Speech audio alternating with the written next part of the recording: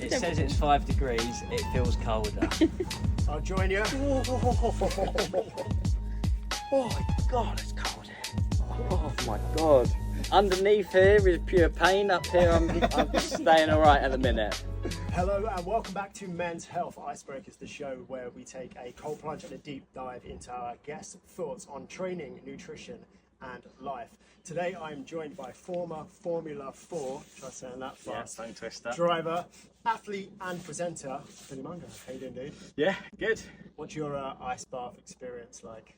Limited. Done a little bit of a cold plunge here and there, but not for a while, and this feels particularly cold, I'd say. At what temperature are we on right now? I think it's about 5 degrees. It's 5 degrees, and don't let the beautiful Essex sun fool you. It is 5 degrees outside right now. Yeah, At least it's blazing sunshine now. Yeah, it's deceiving, isn't it? Cool. Shall we get stuck in? Yeah.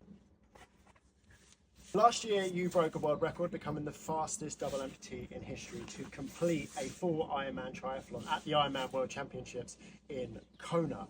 Do you see yourself getting back behind the wheel in a competitive fashion again in the near future, or have you been bitten by the bug of sort of racing under your own steam? Yeah, it's a tough question, that, because I started go-karting when I was 6, so I just know adrenaline racing, that's my fix. The one thing about racing is it's not all up to yourself. You've got a car, there's mechanics, engineers, there's the finances behind racing, so you're reliant on other factors. With the Ironman, it was just the hard work I put in is the effort and the result I got out of it. So I did enjoy that side of things. So yeah. I'm split in the middle, I'd say, right now. We're gonna go a little bit deeper. You ready? Yeah. I'll join you. Oh my god, it's cold. Straight in. Oh my god. Even without my shoulders in, this is cold. Oh, you got this. I know you were training ferociously on the run up to the Ironman. Yeah. Talk me through a day of eating during that period. A day of eating, so I was lucky enough to have nutritionists telling me what to eat throughout the entire process. It was eating a lot, it was eating quite regularly, so it was 3 main meals in the day, so breakfast, lunch, dinner, and that was to be honest, you kind of think with an Ironman, is it anything specific? It was just a well-balanced meal most of the time, those 3 meals. I'd have 2 snacks throughout the day, a mid-morning, mid-afternoon snack, which was some form of a protein hit with some carbs, i.e. a piece of fruit. So I'd have that twice a day. And then around my sessions, actually that's probably where the more specific fueling came into it, where I'd have carbs to fuel me throughout my session. Actually chocolate milk was my go-to recovery thing, because it's got protein in it, carbs, sugar, just get you back up and fighting fit for the next session. What do carb sources look like for you, especially on a big brick day where you're putting in a lot of miles? A lot of the time I was actually just using carb powders in my drinks, or gels, just scranning back a few bananas a day. Yeah, a bit of everything really. Rice, not too much pasta, sweet potato was something that I used quite a lot. A bit of everything. Any sort of sweet treats that you liked on the road? On the road. I try and think of long distance pursuits as a sort of a rolling picnic. If I was out on the bike for 3 hours plus, normally I would have a pit stop at a cafe halfway through. So then it'd normally be yeah, go on, I'll have a flapjack or something like that, just to keep me ticking over. Yeah, shout out to all the road cafes. Yeah. We're going to go one deeper. Underneath here is pure pain. Up here I'm staying alright at the minute. But I think the shoulders are going to be a killer. Yeah. No, the arms, man. Yeah. We've just done a bit of upper body training. I think the arms are in a whole heap of pain right now. I've got to firm it, haven't I? Yeah. Feeling good? I'll be better when I get out of there. So cold.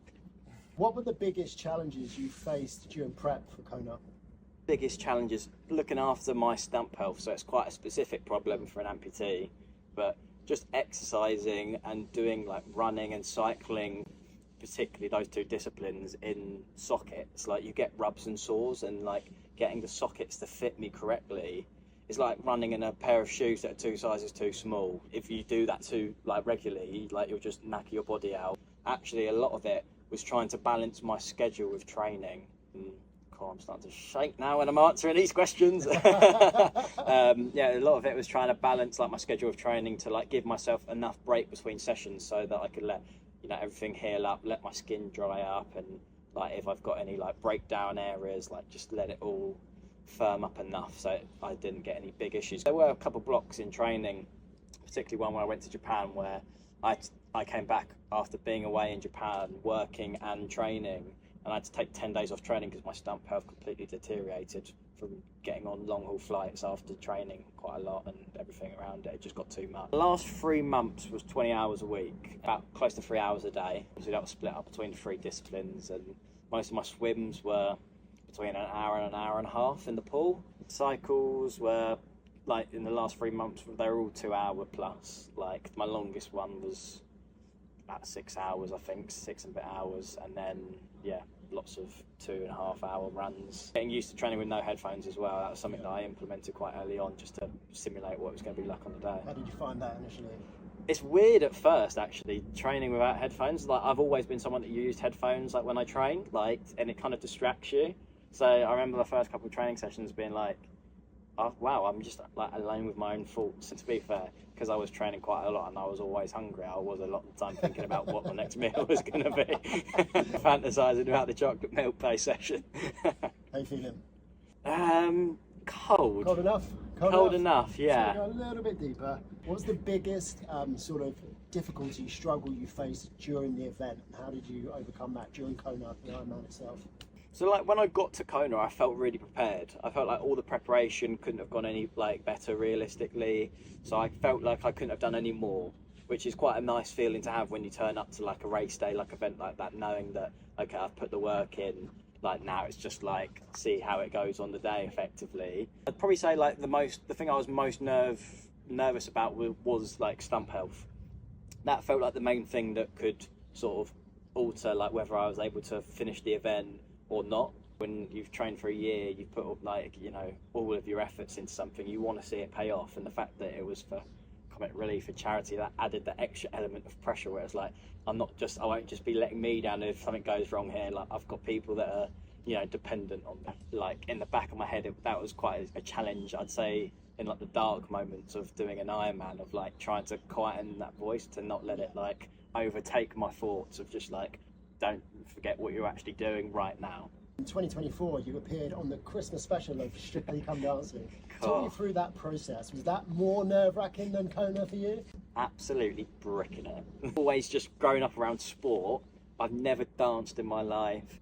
Racing, like, you put your crash helmet on, no one's looking at your facials, what's going on with your face. With the Strictly, it was like the performing side of things that I think I found the trickiest part of it, and just, like, blocking out, like, what other people, like, do I look silly, this, that. The live audience. Yeah, blocking out the live audience. You know what, I'm glad I did it. It was, like, only a few weeks after I got back from Kona that we started recording it. So it was good to get my teeth into something completely different and, like, quite creative. What do you feel more comfortable in, a triathlon unitard or a sequined one piece? Give me a triathlon unitard all day long, yes. I'm not built for sequins. We're going to take our hats off. We're going to do a full head dip. When you come back up, straight into the camera, tell the people what you wanted to know about, what you've got coming up next. I feel like head under is going to change the game. 3, 2, 1.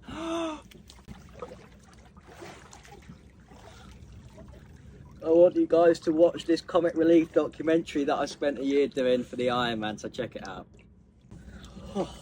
Let's get the sauna.